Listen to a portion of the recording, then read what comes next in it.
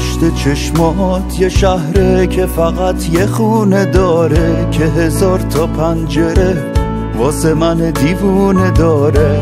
عجب گوشه دنجی، عجب جای قشنگی، چه دنیای بزرگی، چه رویای قشنگی.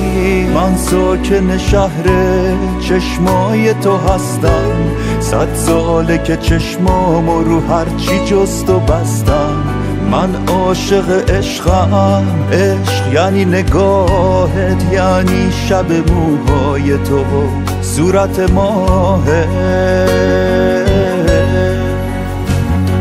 سرمه کشیدی به جهانم با نگاه‌های پر از رمز و رازت، راه ابریشم خط چشم نازت، چشم نازت. معجزه یعنی تو رو داشتن، یعنی دستاتو گرفتن زیر بارون، یعنی یه شهر بزرگ با یه خیابون، یه خیابون.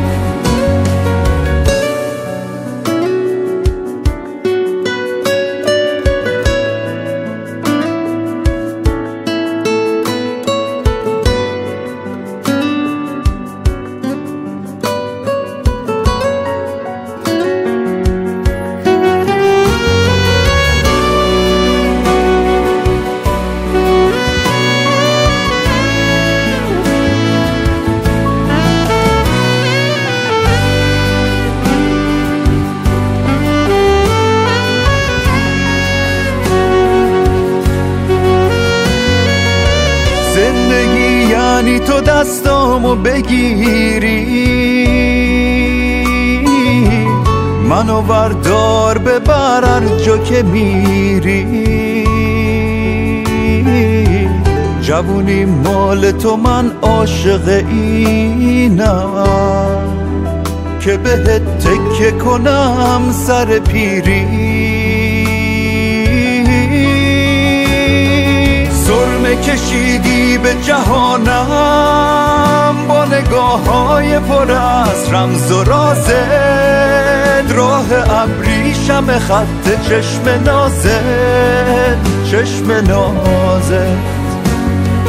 معجزه یعنی تو رو داشتن، یعنی دستاتو گرفتن زیر بارون، یعنی یه شهر بزرگ با یه خیابون، یه خیابون.